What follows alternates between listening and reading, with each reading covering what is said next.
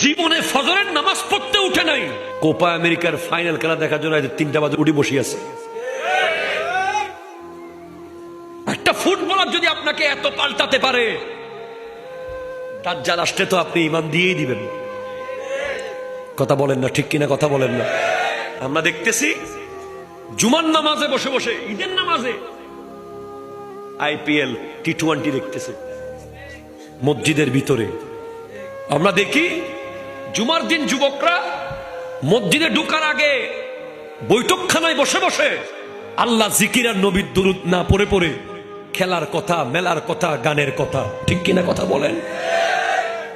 তোমাকে শেষ করে ফেলেছে। হ্যাঁ, এবার তুমি বলো, যেই নেইমারের ভক্ত তুমি, যেই মেসির ভক্ত তুমি, যেই ক্রিস্টিয়ানো রোনালদোর ভক্ত তুমি, তোমাকে যদি জিজ্ঞেস করা হয় 10 জন জান্নাতে সুসংবাদ প্রাপ্ত সাহাবার নাম বলো, তুমি পারবে না।